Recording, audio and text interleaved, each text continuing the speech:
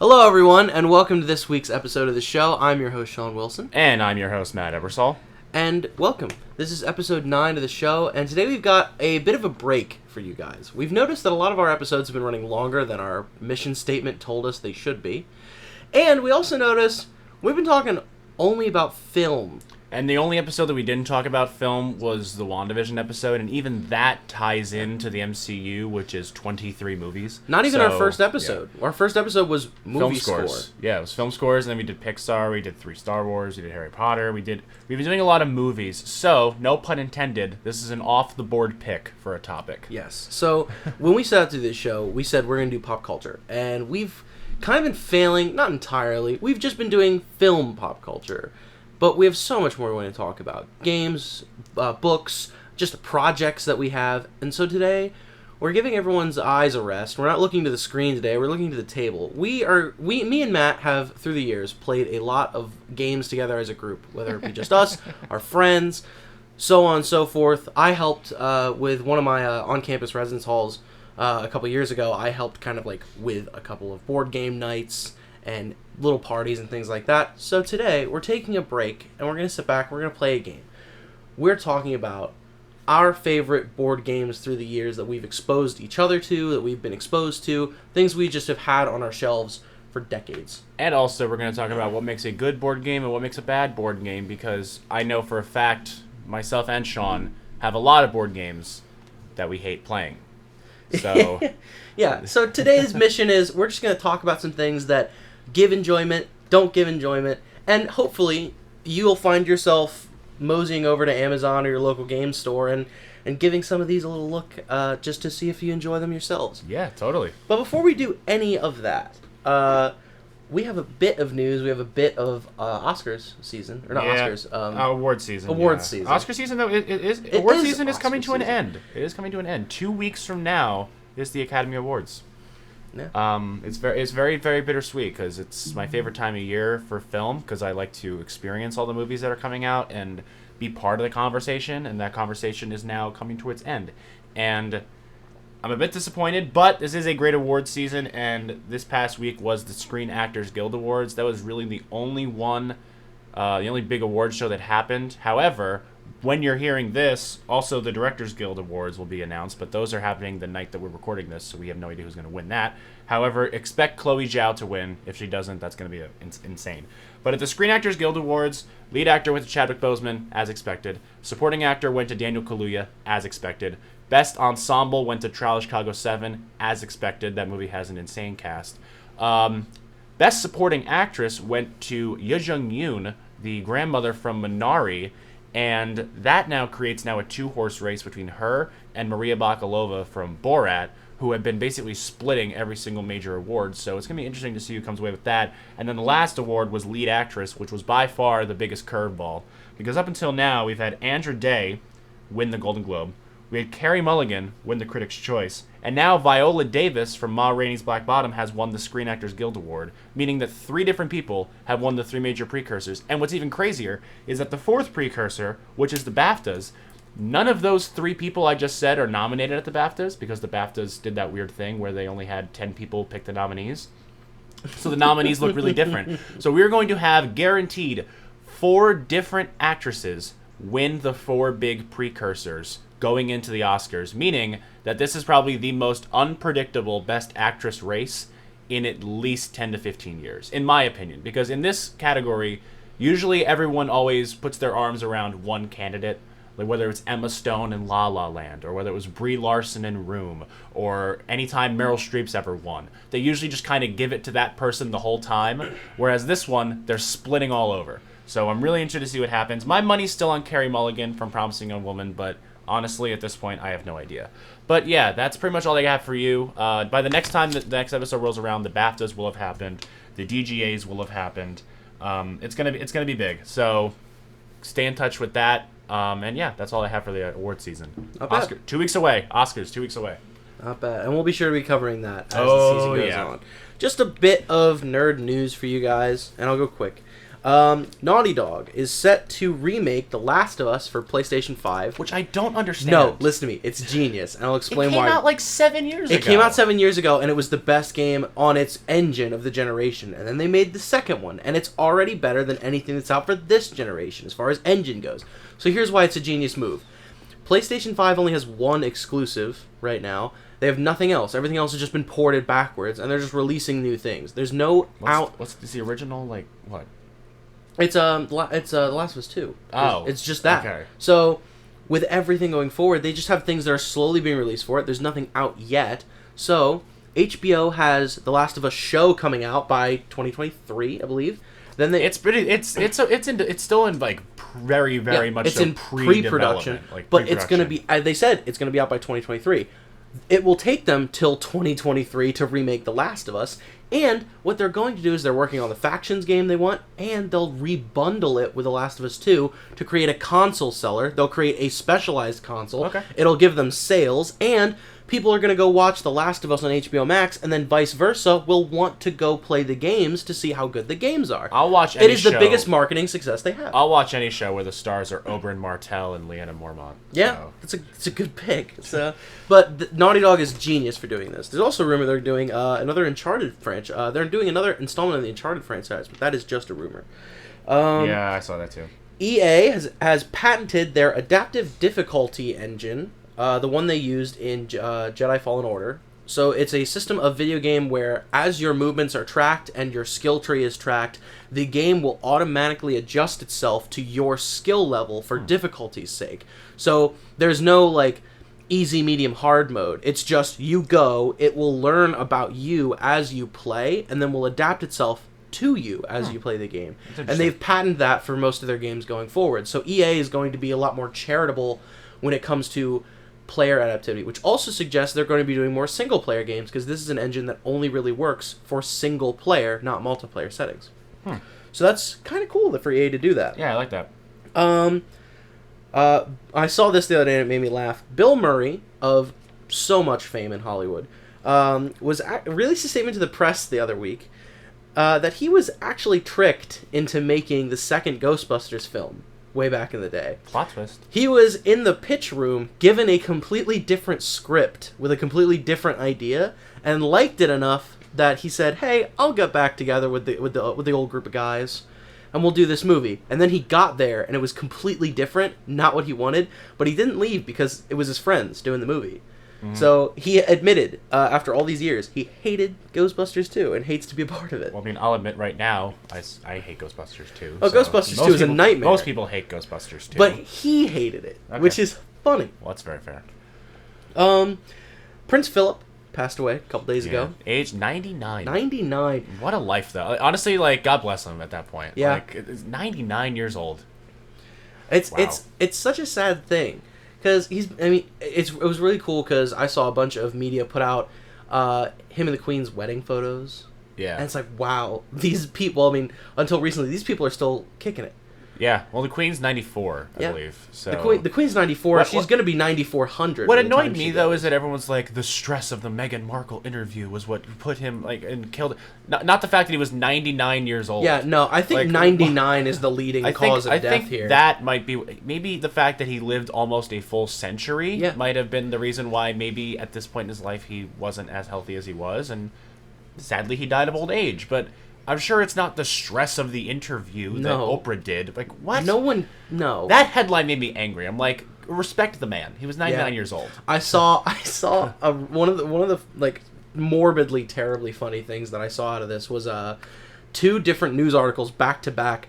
One news station, I want to say it was oh my god, it was a major news station, I can't remember what it was, but they said Prince Philip dead at 99. And then next to that, Yahoo News was reporting that the cast of The Crown was deeply saddened by the passing of England's great king. The cast of The Crown? Well, because like they did England. Well, yeah, I get but like that's the funny thing. Like major news source, I want to say it was like something major. I don't want to. CNN, MSNBC. I think it was CNN. It was CNN. It was the red logo. It was CNN. CNN says Prince Philip dead 99. Right next to it, Yahoo News, the Crown cast deeply saddened by passing of England's king. There is such a level of shift in tone here. Yeah. That it's hilarious. But yes, I've been meaning to watch The Crown, by the way. My mom loves that show. I've heard it was fantastic. Shout out, Mom. But yes, final piece of news for today, kind of just another weird turn, is the She-Hulk property from Marvel has cast Renee Elise Goldsberry as a co-star of Hamilton fame. Yes, she was Angelica Schuyler. She won the Tony Award for Best Performance by a Featured Actress in a Musical. She was fantastic in the show. On the soundtrack, she's great. On the Disney Plus recording, she was great. When I saw the show on Broadway, because I have seen it, I was lucky enough to have seen it, it was well past the original cast, so I didn't see her live, but she like just on the Disney Plus recording, you can just clearly tell how good she is. And she's also been in a lot of movies as well.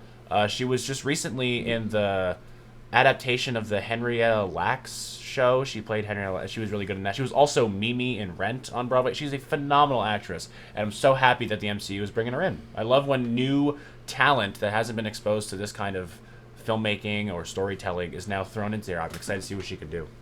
Yeah. Plus, She-Hulk looks really cool as well. Oh yeah, that's going to be such a huge success. Yeah.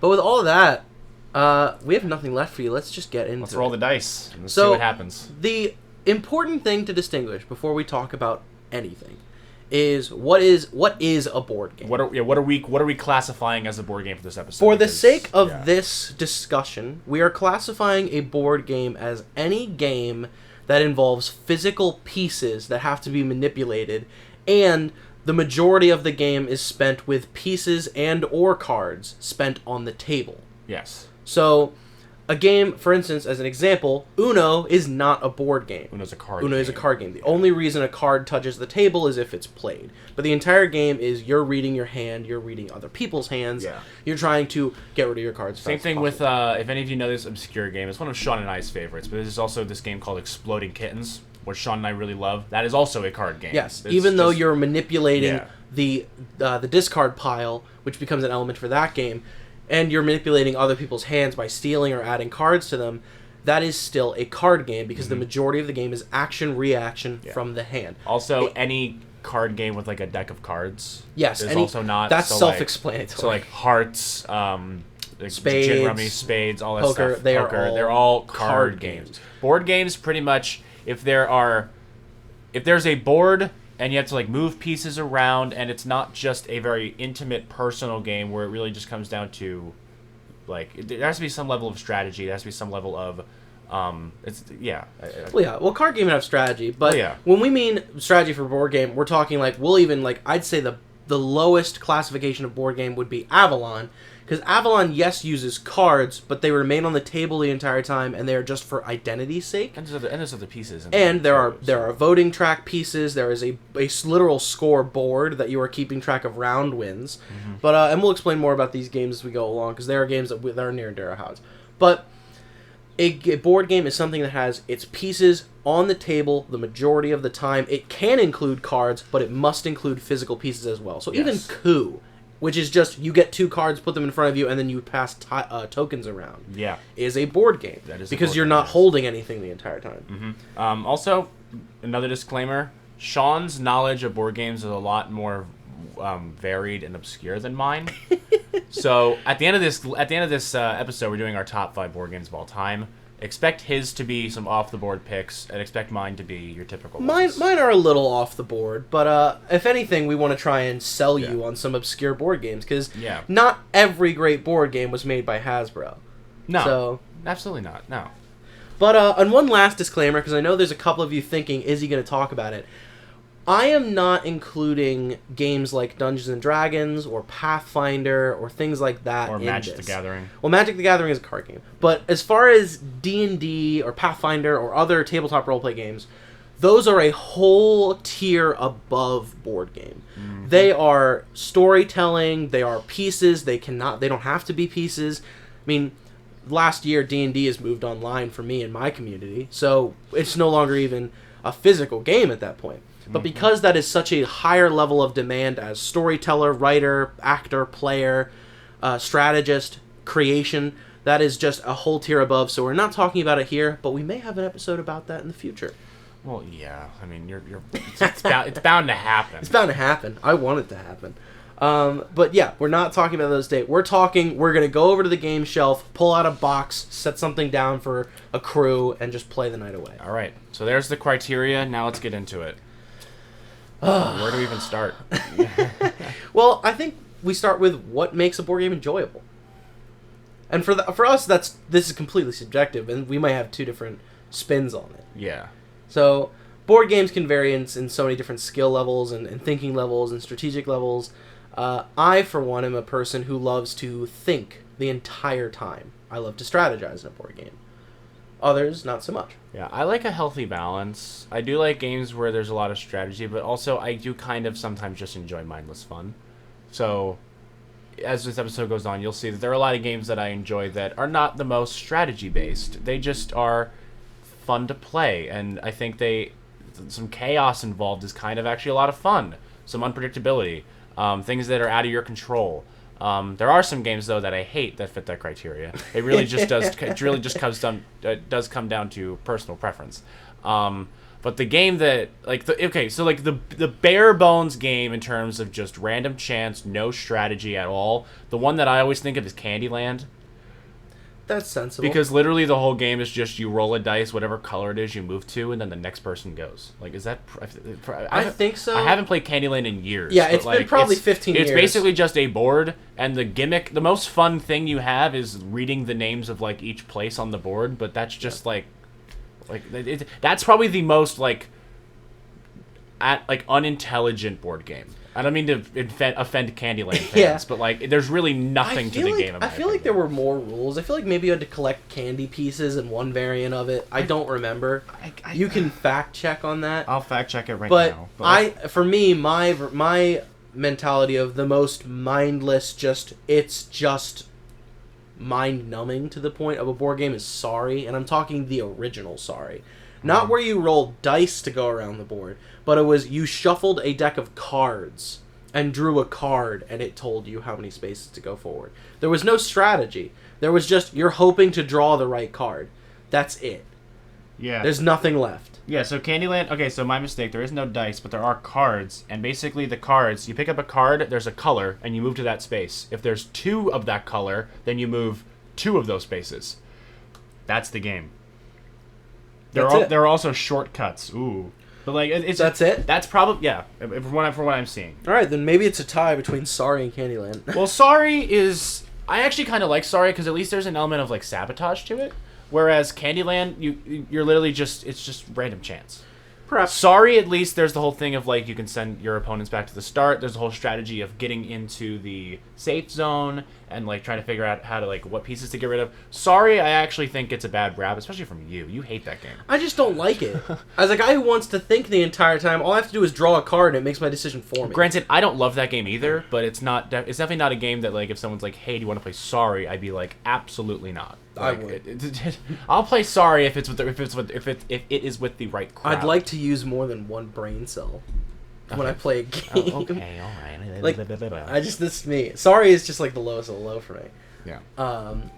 As far as as far as the whole random element of chance, there are games that have elements of chance that are fun. Well, every game has an element of chance because most every game uses some form of dice roll or you're drawing a random card. There's obviously. Every game is going to involve some spontaneity, some randomness. Oh, absolutely. Thinking on your feet because of something that happens. That's what makes it fun. It's just a matter of how much is there. Yes. Because in a game, I don't know. It's like Avalon. So a game like Avalon, really the only thing that's left up to chance is what card you're given at the beginning of the game. True. Everything else is basically now just up to you to strategize and interact with your teammates / opponents. Yeah.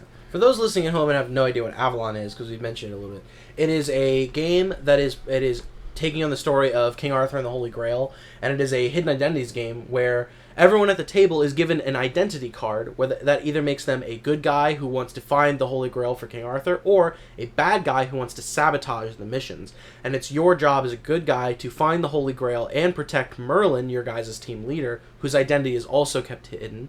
And the bad guys are supposed to sabotage the missions and make sure out of a best of 5 series they don't succeed, or if the good guys do succeed, bad guys can guess who Merlin is and they have one shot. If they get him, doesn't matter that they've already won the game, bad guys take it from them. Yeah, it's a lot of fun. It's a lot of sleuthing. It's a lot of deducing. It's a lot of trying to manipulate your opponents into figuring out who their identities are. It's also a bit of politics as well, because you're figuring out teams to send on missions. And it's a game that, like, because we actually played this recently with a couple of friends of ours, and there were only 5 of us, and yet we still had such a fun time. It's a game that can be fun with 5 people or 15 people. Like, well, it only goes up to 10, but I'm sure we could figure out the rules for 15. It only goes up. It only goes up to 10. I would love to play 15. Well, yeah, even with 10 people, it's still like a crap ton of fun. Like, it doesn't matter how many people you're playing with. If the people you're playing with are fun. That's really the moral of board games for me. Like, any board game can be fun if you're playing with the right people. Oh, true, yeah. But at the bottom of the day, even the worst board game can be fun. Yeah. But I do want to talk about some of our least favorite board games, because we're doing our top 5 at the end, so we'll have time to talk about our favorites. We're getting the pick on session. So let's get the pick on session out of the way. So one game I want to pick on really quick that I just don't find enjoyable would probably be Battleship. And I'll explain why. First of all, I suck at it. But I think Battleship is just one of those games that everyone's like, oh, it's such a classic. I love it. Like, it's just... First of all, the movie's bad. Remember they made that stupid movie? That shouldn't have any I know it's not. I just wanted to point it out. But I don't like the game because it's just, again, random chance, just depending on, like, oh, if your opponent did that. And I just find no fun in it. I don't know. That's just me. Like, that's fair. I just don't think it does... It just gives me no joy. If I sink the person's battleship, I feel bad. If they sink my battleship, I feel terrible that they sunk my battleship. If anything, Battleship to me is just a reminder that I am not psychic. Yeah, exactly. That's it. The amount of times that I say a number and then they go, miss. And then they'll immediately hit you, and they have, like, no misses. Like, are you playing with a camera or something? Yeah, and, like, even on the iPhone version of it, like on Game Pigeon, I always suck at that, too. Yeah. I always lose to everybody. It's funny, because it's either you play with someone who has just as bad of luck as you, and nothing happens for an hour. Yep. Or someone is just immensely luckier than you, and your game is over and you've lost. Yep. I know people like this game, but it's just never been... The most fun I've ever had playing Battleship is when I actually have a copy of Electronic Battleship. So, like, you could, like, punch in what you want to, like type in and, like, and say that, and, like, the thing, like, talks to you, and, like, it lights up and everything. That's fun. Because it's like you're actually, like, you know, like, scheming. It's not like you're just saying, you know, P4, miss, whatever. Yeah. Like, it's just, yeah. I do remember... I never played it, but I remember in my attic at home, like, home, I... never played it because I had no desire because I was not a Battleship kid. But I saw a submarine fight one time, and it was old. I'm talking like 70s old. And the gimmick was it was Battleship, but you had like 4 layers, and you could move the ships.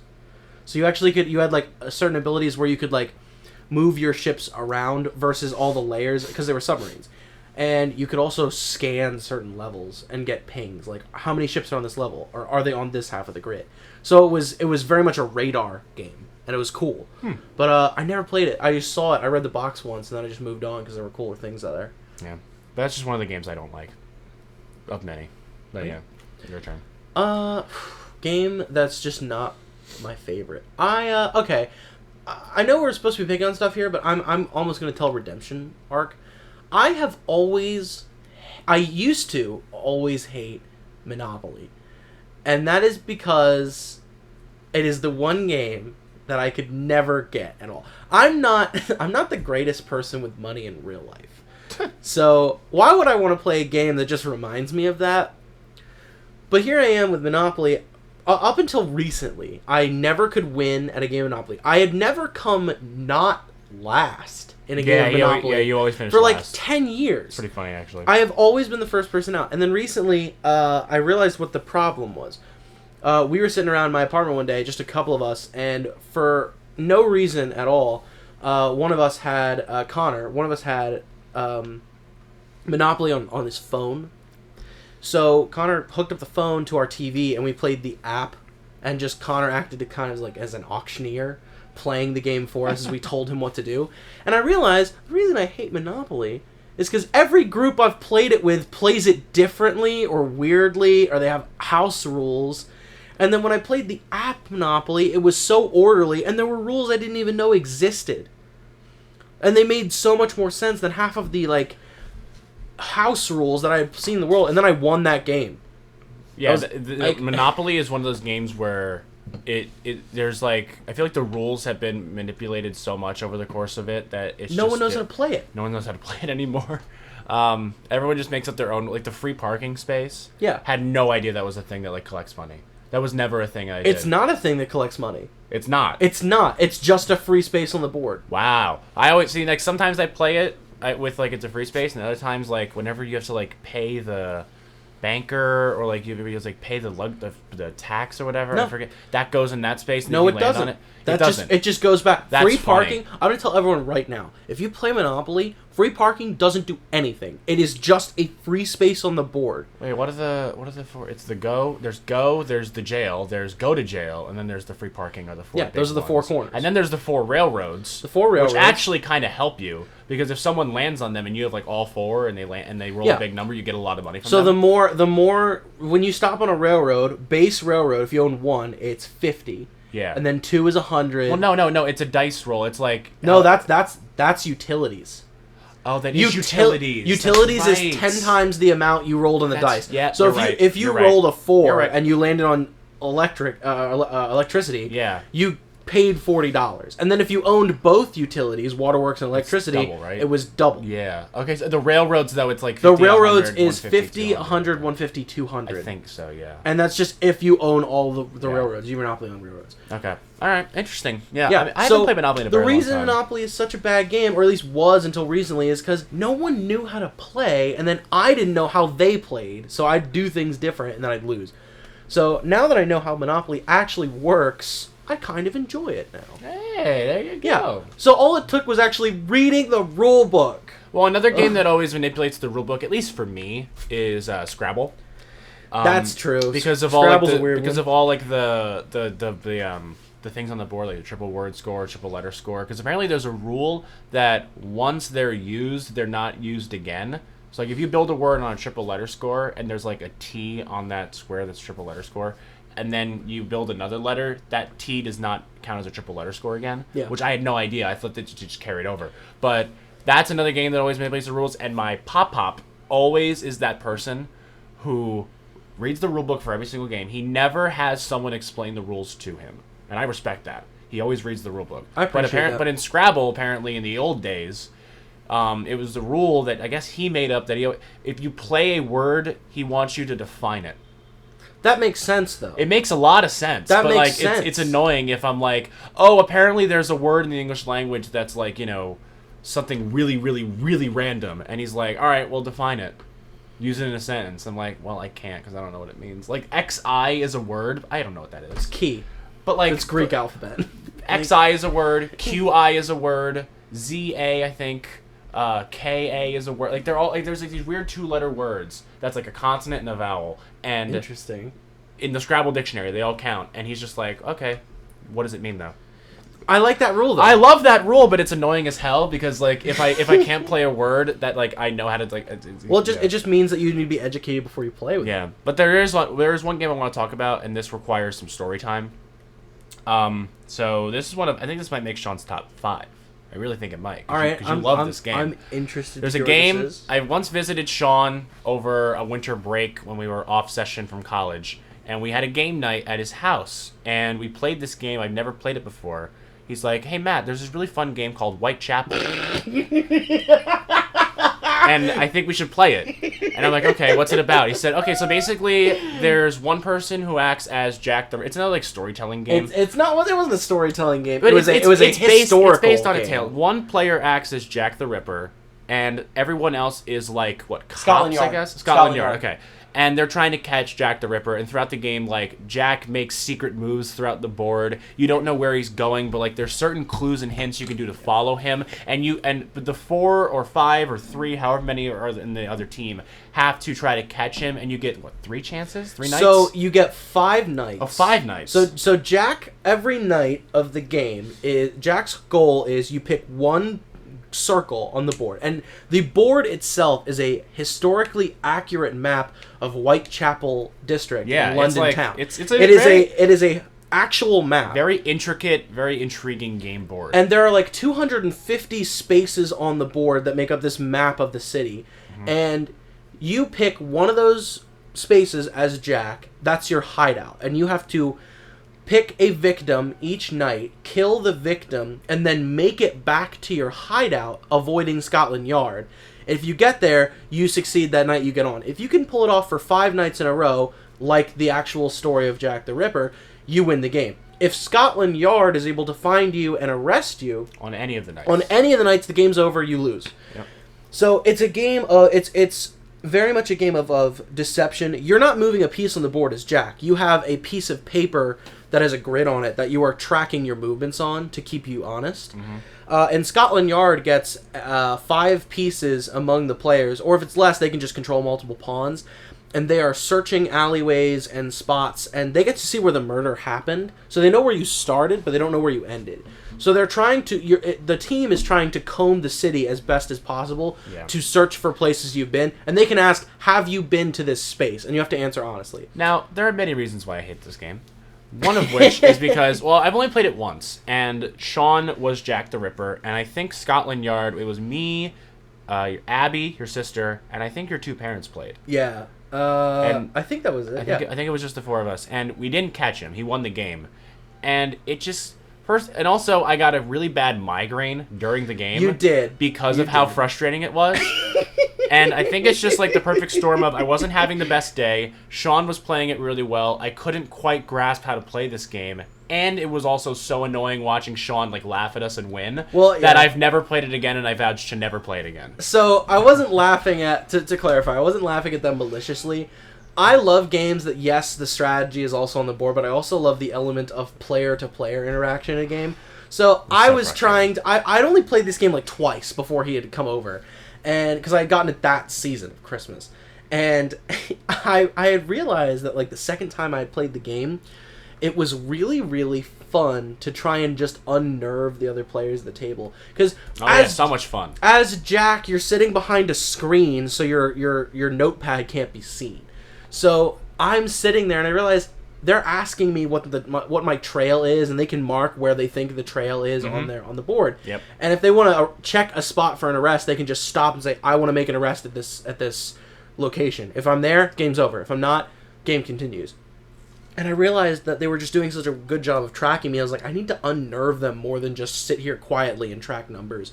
So I started teasing the other players at the table, like, you think I'm there? I could be. Or, like, I'm just trying to get inside people's heads. I'm giving them the Cheshire Cat level of smile, that, like, twisty way with words. And it was so much fun for me, and it was fun for everyone at the table, except for Matt.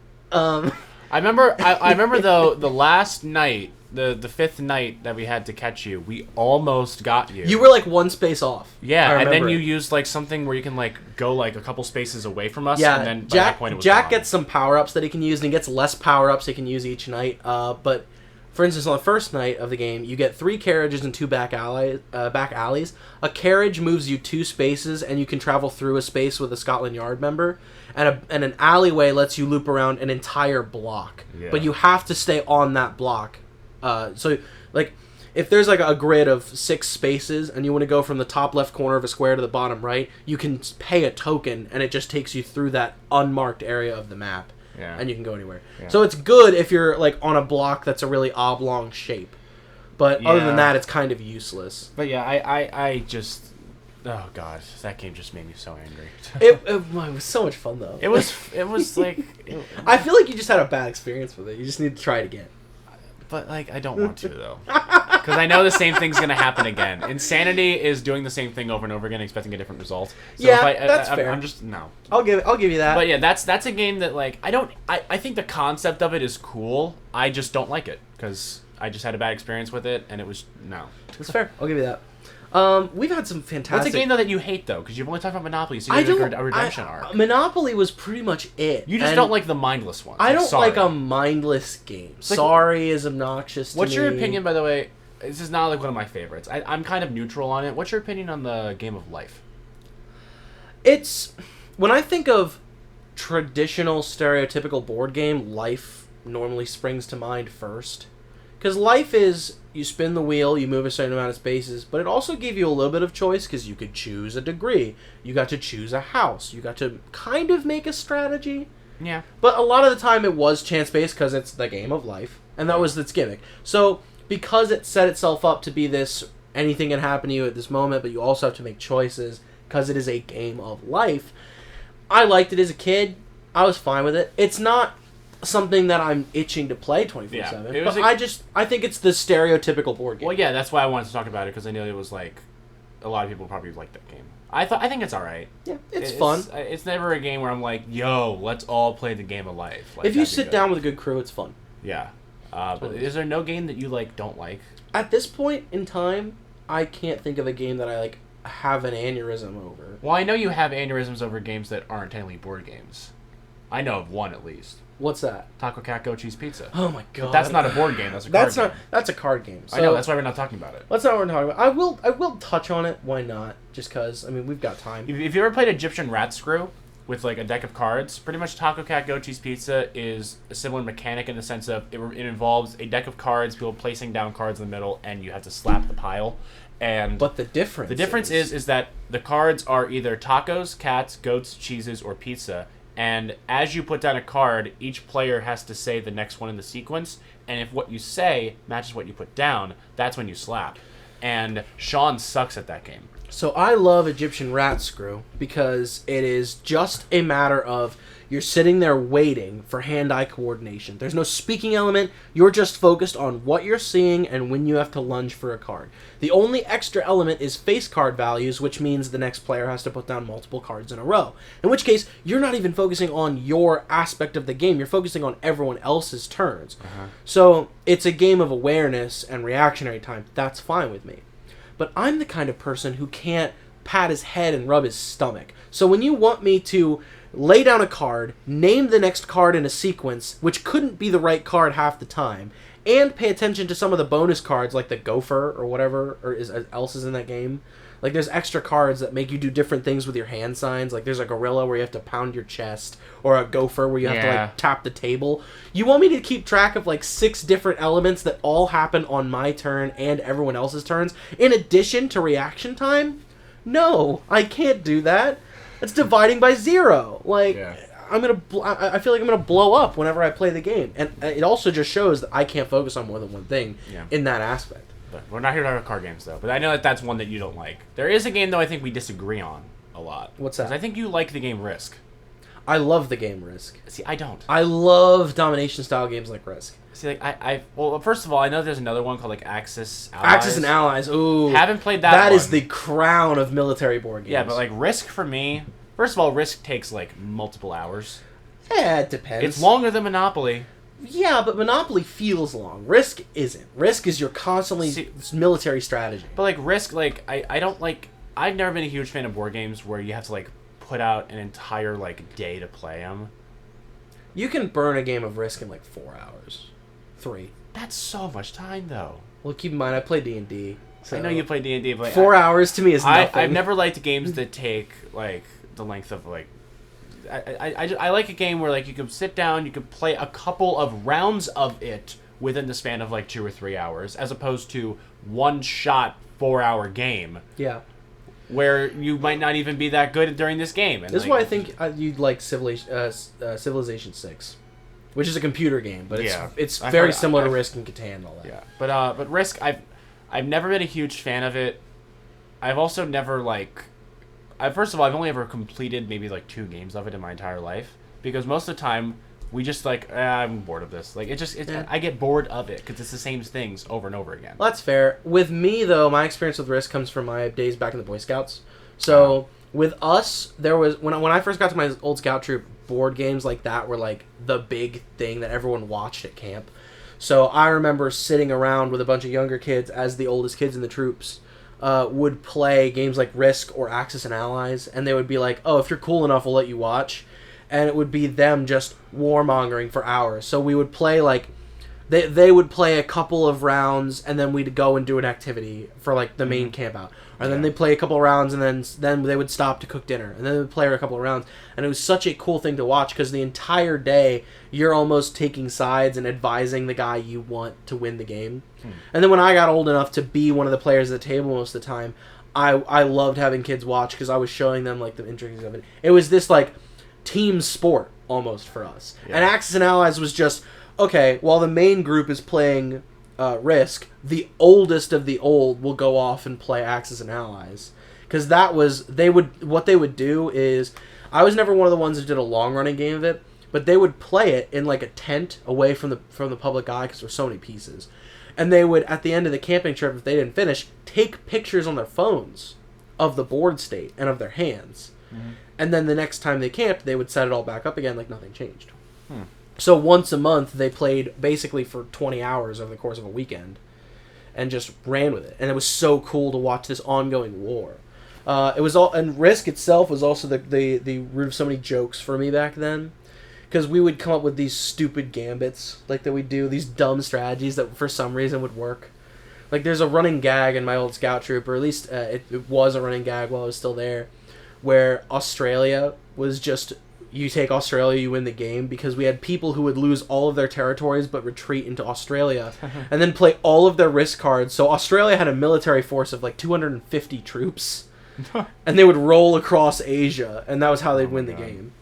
That's funny. Yeah, I never did anything for me.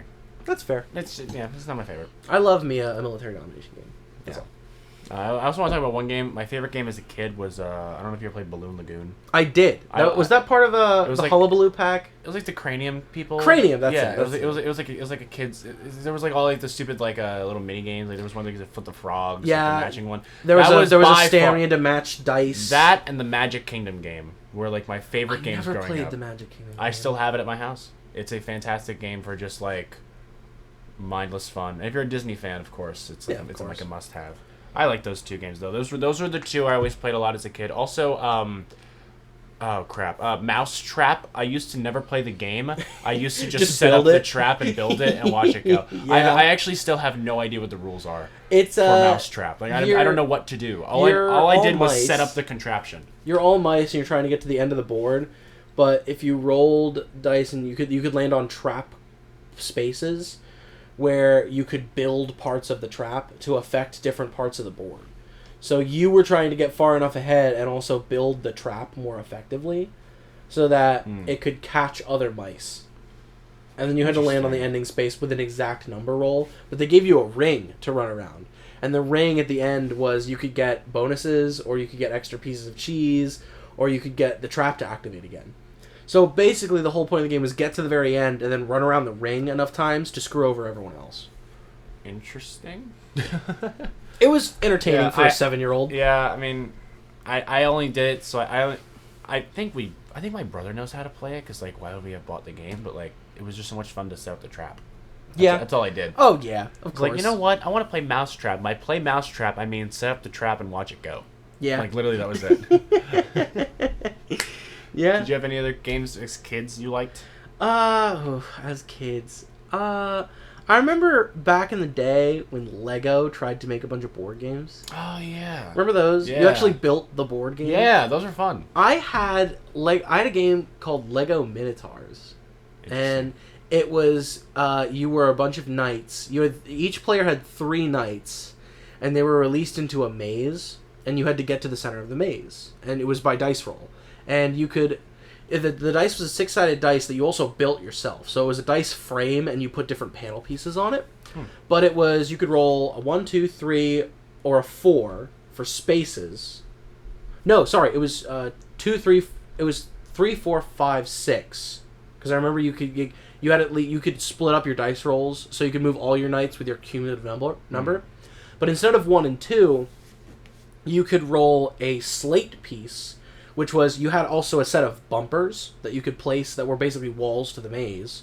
So if you rolled a bumper, you could place one of your bumpers in a corridor and block it off from knights advancing, or trap someone in somewhere.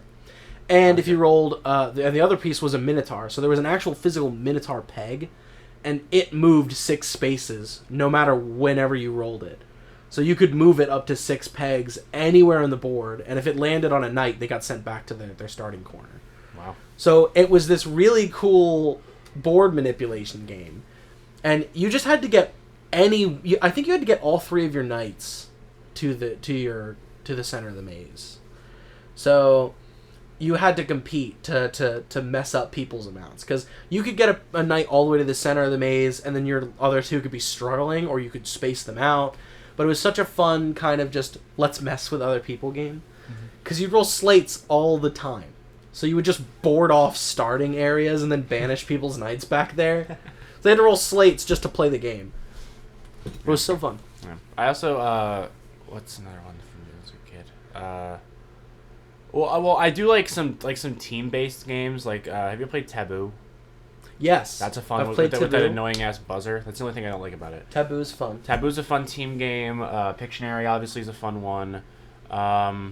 Yeah, there's a lot of good, like, team-based ones. As a kid, I also really enjoyed playing Hunger and Hippos, obviously. That was good. Operation was a good one. Also, for some reason, my family always had, for, like, the basic games, like, for example, like, Monopoly or Trivial Pursuit or, like... Trivial Pursuit's fun. Well, Trivial Pursuit's a lot of fun, yes. Trivia. But I love trivia so much. But it was weird. For stuff like that, we never actually had, like, the real version of the game. We always had themed versions. So for Monopoly, to this day, my house still does not own traditional regular Monopoly. We have Disney Monopoly. And I think we also had SpongeBob Monopoly at one point. And, like, for Trivial Pursuit, we had a Disney one. We also had, like, you know the game Seen It? Yes. Those. We had a lot of those. Like, we never had, like, traditional classic games, even like Clue, which we haven't talked about yet. I think we have had traditional Clue, but for some reason the Clue I always remember having was the Simpsons Clue. That's weird. And instead of like Mr. Green, Miss Peacock, it was those characters, but it was Homer, Bart, Marge, Krusty the Clown dressed up as them. And it was really, really weird. I don't know why we always played that one and not the regular Clue. I like Clue. My family had the original Clue, and it was a big hit. It's a big hit with them. We had like the traditional Mr. Black is invited all these color characters. Yeah, to Mr. Green, Miss Peacock, Miss Scarlet, Miss White, Colonel Mustard, Professor Plum, Colonel Mustard. Yeah, but I also, as a Christmas present recently, I got D&D Clue. Ugh. Which is so cool because it actually adds an extra element of... Combining two of my least favorite things in the world. I know. But it added an extra deck of cards for like the chance cards. I don't hate D&D. That was He's played it once and he seemed to have fun. I did have fun. It was a fun group. But it adds an extra set of chance cards where you can like get like items to hold on to, like magic items as if you were playing D&D. And the items to murder were super cool. They were like actual things from Descent into Avernus, which is a recent expansion that came out for D&D. The characters were actual characters from the game's lore. It was really cool. And it was also Waterdeep. The map was sections of Waterdeep City, which people who know what I'm talking about will be amazed by that. Yeah, I don't like Clue at all. It's just never been a game I liked, like ever. Yeah, I understand that. I like the sleuthing. The sleuthing's fun. But we see how you hated sleuthing in other games, though. Yeah, I just Clue to me, like, I don't know. I hate this reasoning, but it's just a personal preference. I just have never liked the game. That's fair. It used to be a game that I played a lot, but then over time I just grown to hate it. And I haven't played Clue Repetitive in years. nature. Repetitive nature. But there are games we love, and we can probably get into our list soon. Is there any other board games you want to talk about that are not on your list that we can just that are not on my list? Because I know we'll talk about the one that on our list. Yeah. I don't know how much overlap we're going to have. I feel like I don't think we're going to... I think we'll have like one or two overlaps. I think we might have two. Considering what's on my list, I think we're going to have two. Yeah, I think we'll have at least two. But, because there's one game we haven't even talked about yet, and I'm going to want to go on some tangents about. Games that I love that I have not... that are not on the list and not talked about. Yeah, I own so many board games. Well, yeah, I know you do. It's weird. I don't look at my list just to make sure I don't talk about anything twice. God, I own so much. Yeah, you do I know a fun one. We bought this as a whim, like a year ago, maybe over a year ago. I was in Walmart one day, just like on a midnight Walmart run with a couple other friends from college, just to be public menaces. And I always walk through the board game section because they sell good board games at Walmart sometimes for dirt cheap, which is the funniest thing to me. But I was walking through the board game section at like 12 at night, and I saw Jaws the board game. Oh, yeah, Jaws the board game. You might think that that's the dumbest thing you've ever heard of. It's not. It's actually pretty cool. One player starts as the shark, and everyone else is the crew. It's pretty much a better version of Whitechapel. It's a better version of Whitechapel for Matt, because it's got a film on it. But one person is the shark, and you actually have Amity Island, and you're swimming around Amity Island trying to eat beachgoers. And the crew from the movie is running around trying to stop you, or they're trying to board off beaches, or things like that. If you eat enough civilians, you get to go swim out to sea, and the board actually flips over, and it's the orca. Mm-hmm. And you then have to fight the crew of the orca as the shark. And they get weapons, they get the barrels, they get things like that. And your job as the shark is to destroy the ship by doing damage to the ship itself, or kill all 3 members of the orca. Yeah, it's actually a lot of fun. The second phase of the game is by far better. Oh, it's so much better. The first phase, I remember we were trying to explain it, and we were kind of confused. And we kind of just... We went through it pretty much by just reading the rule book. We're like, okay, what do we do now? What do we do? Yeah, but then by the time we got to the second phase, it was like, it's a fantastic game. But what's really cool is that you can, like, yes, you get extra power-ups if you eat more civilians by the time of number of turns you get during the first phase. But we realized that you could just play the game, the back half of the game, as its own thing. Yeah. If you set it to the, like, median number of civilians, you had a decent chance of winning as the shark. Mm-hmm. So if all the beaches close and you only eat 1 person and you're forced to swim out to sea, yeah, it's over. You're not going to do any damage to the ship. But if you, I think the maximum number of civilians you could eat was 8. And if you ate 5, you had a great chance of winning, but it was equal with the chance of the orca crew for winning. Yeah. So if you just flip the game over and play a shark with power level 5, it's going to be a close game every time. Yep. So it was just a fun little gem that I just remembered. I really did like that game. I remember we played that for that was a while ago, yeah. But we played that. It was a lot of fun. If you ever see Jaws the board game and think that's stupid, you have the EIF seal of approval. Yeah, you have our seal of approval. We'll throw that your way. There's so many other good ones. There's a lot. There's so many good ones. I know, like I'm looking at the shelf we use as kind of our stand. Boss Monster's fun. That one's that one's a fun game. You are designing an arcade style 2D crawler dungeon, and you're building rooms onto it, and you're sending heroes from town through your dungeon with hopes of reaping the souls of more heroes that go your way. That's a really fun one. And what's really neat is that all the heroes are Easter egg heroes, like references to pop culture. So you'll get like Sandy Savannah, which is just a riff on Indiana Jones. Yeah. You'll get different, like there's I think there's one called like Jason the Telepath, which is just Jace Bellerin from Magic the Gathering. There's just really cool little riffs that you can see on the heroes you get. All the bosses are fun. I like playing as the Mother Brain, because you can like reap so many extra magic cards to cast spells on other people's dungeons to make them easier for their heroes. So it's just a fun way of building. You're playing as the villain. You're playing as the 2D villain and trying to attract the most heroes. It's really cool. But as far as that goes, I feel like we can just transfer the list because we've gone over a lot of our regular lexicon. And there's so many other great games out there that we've wanted to try and will try or probably won't. But absolutely, they're fantastic. Yeah, a lot of this list, though, I've refrained from talking about these because I know that if we talk about our favorite board games during the show, it's just going to spoil the list. So that's why I've kind of refrained from talking about these. So a couple of these we haven't even mentioned. Yeah, yet. We can go. I mean, let's just start going through the 5. So you want to do what? 5, 4, 3. Might as well if they're quick. Yeah. Yeah. Okay. So let's give our 5s. So what's your 5? Oh, my 5? Yeah. Well, my 5 is actually one we've not talked about, so it works out. Perfect. My number 5 favorite game is called Betrayal at House on the Hill, and that is a mouthful to say, but it is an intricate game. So Betrayal at the House on the Hill is an ever-evolving tile-based board game where you and your 4 friends have decided, as it is a horror movie cliche, to check out the abandoned house on the hill outside of town. The moment you step through the door, however, there's a catch. One of you is the traitor, and you don't know who it is. Not even the traitor. One of you is going to accidentally trigger some sort of great haunting in this mansion, and one of you becomes a aid to the haunting. So what's really cool is as you're exploring the mansion, which the mansion is just you start in the grand hall, and then every time you would move into a new room space, you draw a tile off of a stack of shuffled tiles, and it's a different room of the house. And it can have power-ups in it, it can have magic items in it, it can have like clues, extra things you can play, or it can trigger event cards. And you're building a haunted house. It has 3 floors too, so there's so much to explore. But as the game goes on, you collect omen cards, which cause creepier things to start happening. And when a certain number of omen cards have been collected, the main haunting starts.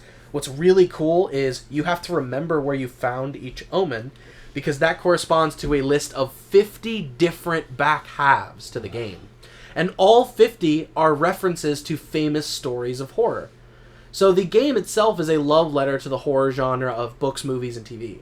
So it's really cool because you might be playing something akin to The Evil Dead for the back half. You might be doing an H.P. Lovecraft story. You might be doing a classic slasher like Jason. Just something fun like that. And one of you always ends up either helping the NPCs that are now the villains, and you become a villain yourself, or you try to stop the rest of the players from banishing a ghost or something like that. And it's so interesting to see how one player who's been working with the team this entire time now gets their share of the great items to take to the villain side and work as a villain. It's such a neat little cabin in the woods experience. Yeah. I've not played this game yet with you. That's kind of crazy. I need to run it. It's been a while. Yeah. It's so much fun. It's just intricate though, and there's a lot of pieces. So it's like an hour and a half to run it, but it's fun every step of the way. Yeah. It sounds like a lot of fun. All right, so my number 5 is a classic pick. Again, I don't have this obscure knowledge of board games, but my number 5 is a classic 2-player game. In my opinion, it is one of the best, if not the best, because I guess it is the best, 2-player game, and that is Stratego. I forgot about Stratego. Stratego is so simple in its design, and it's so complex in its strategy. Oh, it's just like a game of chess. It's a better version of chess for me, because chess for me gets way too complicated, and the people I play against are usually really good at it, and I'm usually not that I'm not that analytical. I'm like, I don't know what is the best move in chess. Like watching people play like the Queen's Gambit, that show. Yeah. That was just like, I am never gonna be good at chess, am I? Because it was just one of those things. I'm just marveling. But Stratego is a much simpler version of a similar concept in the sense that you have a bunch of pieces. None of them have all these intricate moves and whatnot, but they all have different strengths, and you just kind of have to strategize when to move, how to move, setting up your battle formation, setting up what pieces to attack and try to infiltrate. And basically the whole thing is you're trying to find the person's flag, and there are a series of bombs, a series of spies, some higher level and lower level military people that can attack one another, and it's just a matter of who will win each matchup. And I love that game just because it's a very easy game to grasp in terms of if you just want to say, hey, we're going to learn this new game, Stratego, the people can understand it very quickly. But then it's getting better and understanding the game even further that is the most fun for me. Because at its face value, it's a very easy game to get. Yeah. But also, at its heart is the simple concept of capture the flag. Yeah. You're just trying to capture the other person's flag. Yeah. It's so much fun. It's a lot of... And there's the whole thing about trying to find out... Because if you have, because the higher values, like a number 1, will beat a number 9. But there's the whole thing of okay, well, a 4 just lost to that piece, which is a mystery, so that means it has to be high. And then you're trying to figure out, okay, what pieces to send where because of prior knowledge of battles lost or battles won, and you're just trying to piece it together because their pieces are all hidden from you. The opponent's pieces are all hidden from you in terms of their value and strength. So it's a matter of trying to deduce what's where and where to attack. And I love that game. You're also trying to figure out where your opponent has planted landmines as well. Yes, there are landmines as well, which will kill both the landmine and your person. So if you have a really, really high up, powered up, with the Marshal, is that number 1? I think it is. Yeah, the Marshal's number 1. And so if you send a Marshal and you run into a landmine, you just lost one of your highest level pieces, which sucks. So you have to be really careful. So it's a lot of fun. I love Stratego. That's my number 5. I love that. Because of how simple it is, but yet how complex it is. All right, I guess my number 4. My number 4 is Avalon. Nice. Avalon, we've talked about it already, but here's why Avalon stands at this high level for me. For those of you who've played Avalon with me, because a good many of you have, Avalon is fun because it's a game of mentalism, a game of reading your opponents. However, I have the unfortunate / very fortunate gravitational ability where I'm never a card that doesn't have a power-up. So you can sometimes, if you're a good guy, you just are a loyal servant of King Arthur, and you're just there to be a good guy. Yeah. So you have no information, because there's a nighttime phase where certain cards can see each other. Yeah, the only people that have powers are the bad guys, obviously, and then there are 2 good guys, which are Merlin, who gets to see the bad guys, and then there's Percival, who gets to see one of each. Yes, so he sees Merlin, but he also sees a bad guy named Morgana, but he doesn't know which is which. So he has to figure out which one is which, so he can start giving subtle advice to them. Because remember, Merlin has to stay hidden. And even if the bad guys get revealed during the game, they still can guess who Merlin is. Yeah. So if Percival, like, tries to be way too obvious towards Merlin, you know, okay, one, he's not Merlin, and two, the guy he's talking to is definitely Merlin, because Morgana knows that that's not one of us.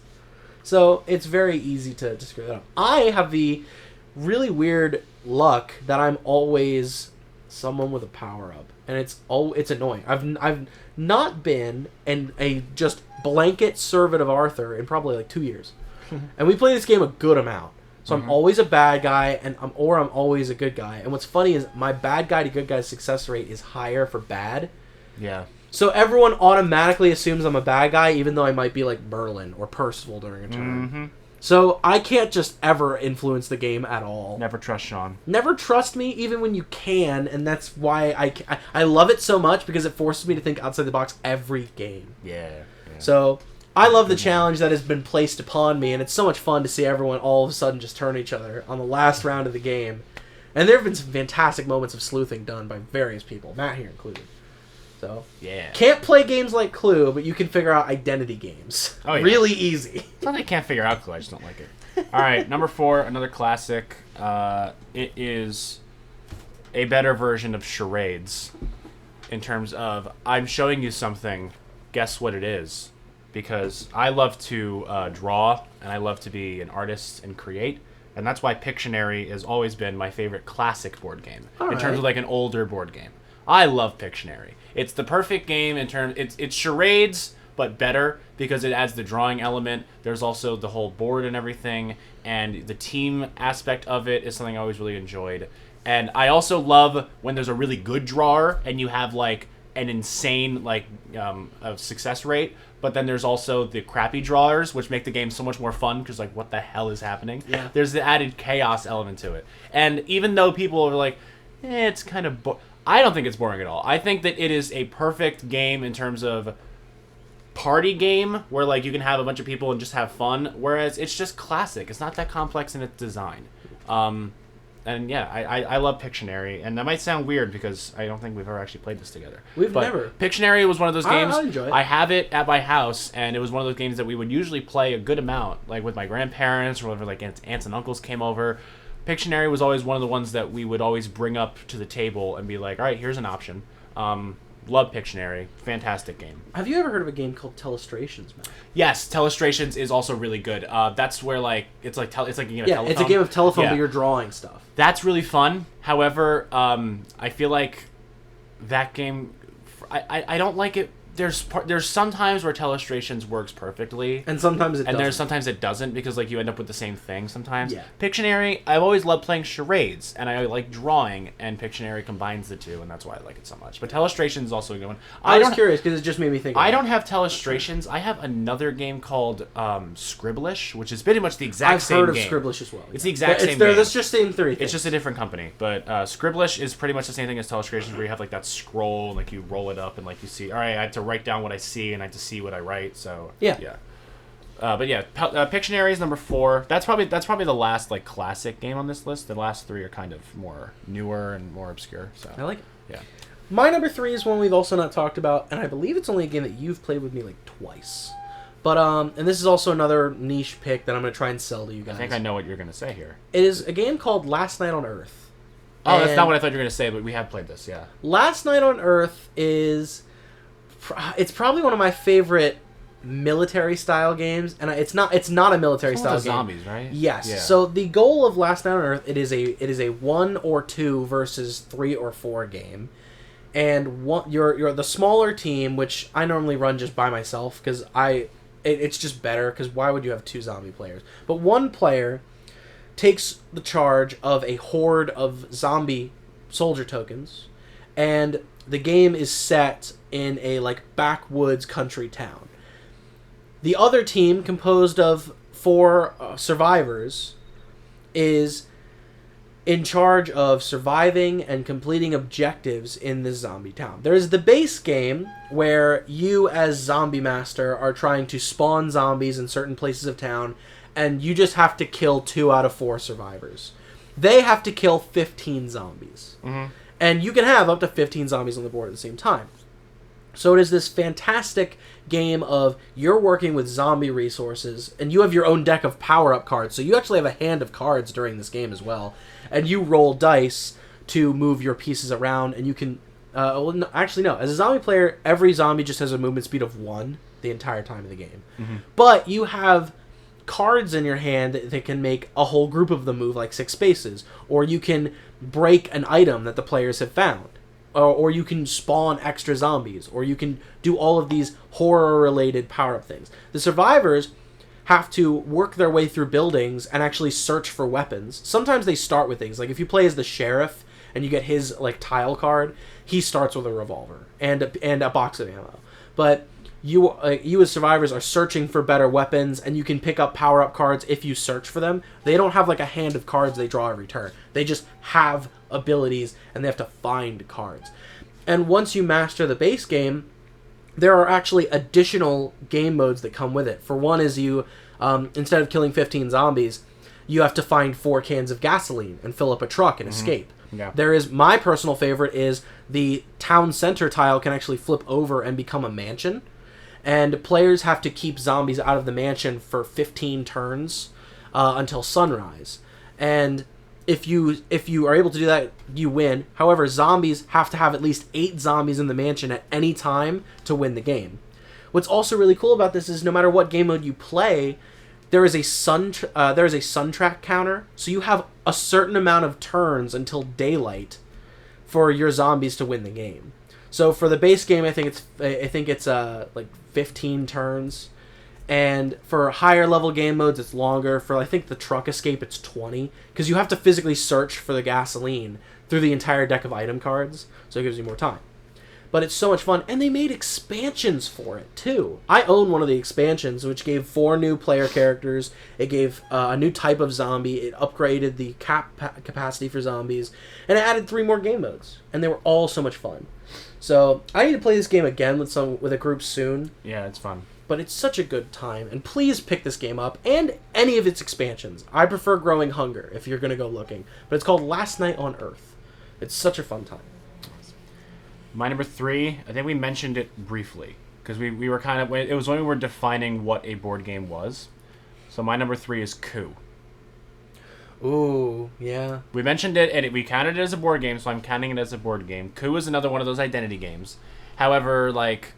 It's not very much like Avalon at all, in the sense like you're trying to like deduce who's who. It's really just it's, in my opinion, one of the ultimate sabotage games where you could try to just screw over other people. Because you basically are given 2 identity cards that have certain powers, and you have to collect income to use some powers in the game, and basically the whole goal of the game is to, I guess, eliminate the identities? You are the last man standing. Yeah, you're last man standing, so you have to try to get rid of the 2 identities of your opponents, and there are cards that allow you to switch some, get use some of their powers.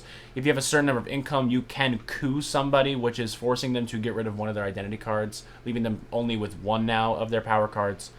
I love the game because it, again, has some strategy to it, and there's the sabotage element, which is a lot of fun, especially when I'm playing with some friends. Also, what's hilarious is you can bluff about the cards. You can bluff about what you have, yeah.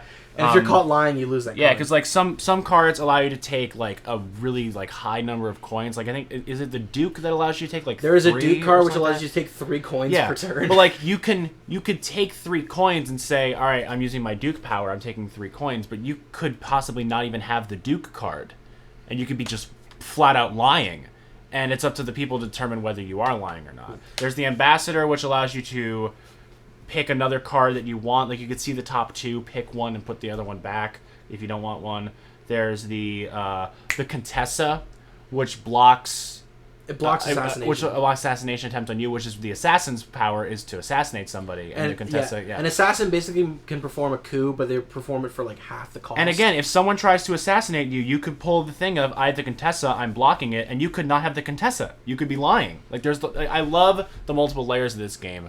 That's why Coup's probably, I think, again, another game that you introduced me to. So thank you. But yeah, Coup's a fun one. I also like it's a lot of fun to play with a good group of people, good group of friends. I recommend Coup. It's a very easy game to like. Very fun. There's a fantastic video that Polygon did a couple years ago. Where it's called Overboard is their series, and they played Coup with like 6 or 7 of their employees. It's awesome. It was such fun. They had Brandon Lee Mulligan on there as a guest of Dimension 20 fame, so that was really cool. That was your number 3, right? So it's my number 2? Yeah. My number 2 is Catan. Catan is fun. I also feel like, considering the reaction on Matt's face, I believe that Catan is also on his list. Catan is the ultimate trading-based game. Monopoly is an economy game, right? You're dealing with money and you're buying properties. Catan takes that to a new level, because Catan is, you are settlers on an island. The full game is Settlers of Catan. You plant your settlements on different hexes on the island, and you're rolling for resources. So the whole thing with Catan is you're just settling, you're getting resources, and making sure that you're collecting enough to earn victory points. And it's a game of trade, it's a game of base. But it's such a thing, I also feel like we can go into a whole section on this, so I won't say too much, but it is a fantastic trading-based game with so many great expansions. Yeah. But it's my number 2, and we'll definitely talk about it at the end. Yeah. Okay, so my number 2, I'm also not going to spend too much time on because we've talked about the game a lot today. My number 2 is Avalon. And I do want to just add one more thing to it that I didn't say. So, like, Sean was basically like, oh, the power-based cards are the ones where, like, you can do the most stuff. Contrary to most other people's preference, my favorite card to get is the Loyal Servant of Arthur, the one that has no powers. You perform the best. Because I perform the best, because I always get such pleasure when I deduce everything down. Because I've had many, many games where within the first round of play, I'm literally able to immediately deduce who the bad guys are, and the game is pretty much over at that point. It's a lot of fun. Granted, that pretty much eliminates me from being Merlin, or it's me being really smart and trying to convince them I'm not Merlin, even though I am, and just immediately revealing who the bad guys are. It's interesting. It's funny that you perform the best in a game that relies on previous information with no information. No, I'm really good at just like manipulating people and getting them to say things that they don't mean to say in terms of trying to figure out if they're good or bad, because if the way they answer certain questions are a certain way, I kind of know where their allegiances lie. And that's kind of where I go. Yeah. But yeah, Avalon's my number 2. Very, very fun game. It's very similar to One Night Ultimate Werewolf, where it's like the hidden identity thing. Very fun. Very fun. But Avalon's better, in my opinion. So Avalon, that's my number 2. Now we're number 1s. My number 1 is Whitechapel. I knew you were going to say I don't play it enough. You ever have, like, when you sit down, you know, I imagine everyone has this, whether it's a video game or a book or a movie or something, you want to play it, watch it, read it, whatever, but you know that you don't have anyone to share it with. That's my curse with Whitechapel. Whitechapel is a fun game that is nothing but mental manipulation on the player interaction side, and it is, you get tested to be this ultimate criminal. There is nothing more satisfying than pulling off a 5-night victory in this game, because you have been constantly plotting methodically how to move through the city of the district of Whitechapel to escape Scotland Yard. On the converse side, Scotland Yard is teaming up and showing expert levels of coordination to comb the city in the best way possible. And it is such a rush when you are, as Jack, cornered by Scotland Yard and have to think of a way out or use one of your power-up tokens that you've been saving. You don't want to use them too early. You don't want to use them too late. You get less each night. It is a game that makes you feel like a master criminal or a master detective.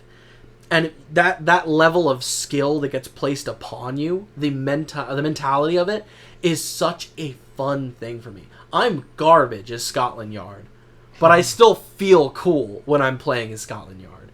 I still love the level of teamwork that I get to experience with another group.